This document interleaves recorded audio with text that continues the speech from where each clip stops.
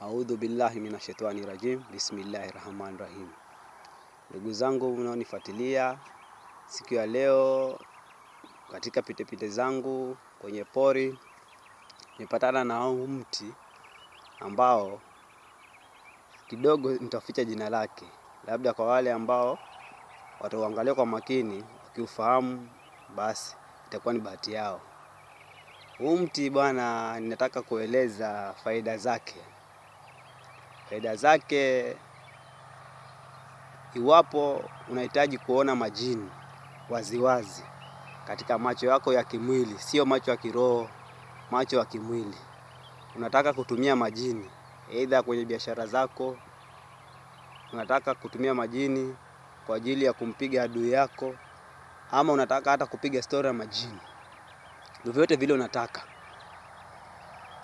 kupitia kwa majini, basi huu mti huwa ni access. Ni kama vile password ya kupatana na majini macho kwa macho, ana kwa ana. Unachotakiwa kufanya, unatakiwa kupata majani ya huu mti ama miba. So unaweza chukua majani 7, 3 ama 4. Kwa mfano kama mimi nikitaka kuongea na majini nitatumia majani 4 kwa sababu nguvu yangu ni ya nguvu ya 4. So nitatumia majani 4 ama majani 44. Alafu kinachotakiwa kufanya, chukua yale majani, tafuna. The more venye unatafuna, nuia kwamba mimi fulani wa fulani kuanzia hivi sasa nafungua macho yangu ya kimwili ili nikapate kuona majini kama vile ninavyoona wanadamu, na nikaweze kuongea nao wakanisikilize katika kazi zangu, ama nikaweze kufanya kile kitu ambacho nataka kufanya kupitia kwa majini. Alafu baada ya kutafuna, tema meza, lakini yale maji yake, alafu yale yatakuwa masalio we tema. Ukishatema kuanzia wakati huo, basi utaona majini.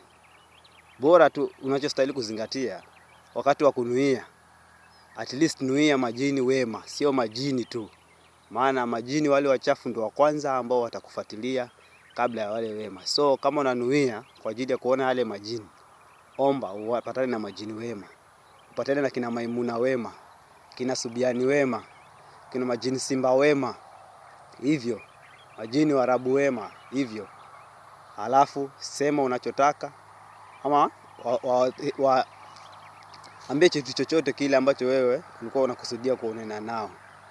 Watakusikiliza na hawezi kukudhuru, kwa sababu hii dawa licha kuwa ni access password ya kuongea na majini, huu mti una nguvu sana kiasi cha kuwa jini hawezi kukudhuru binadamu, sababu huu mti umeumbwa kwa ajili ya kuwatenganisha wanadamu na majini.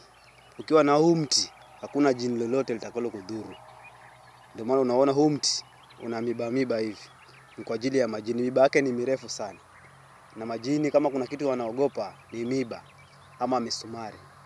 Sasa hii miba yake ni sawa sana misumari ambayo inatumiwa kufunga jini, ile misumari ambayo inatumika sana katika kutengeneza maboti huko baharini. Sasa ni mfano wa hii miba.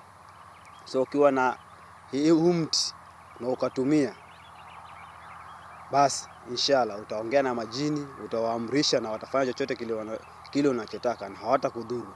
Although ukiwaita kwa njia mbaya watakudhuru. Kivipi watadhuru? Aidha familia yako ama mali yako. So waite kwa wema, ongea nao, waamrishe wakufanyie kazi yako. Ama waite kwa sababu unataka kuona majini waziwazi. Juu kuna watu wengi ambao hawaamini. Wanajua, wanasikia tu stories za majini lakini hawaamini kuwa kuna majini. Hawaamini kuwa kuna majini. So kama unataka kuamini kweli, fuatilia video yangu hii.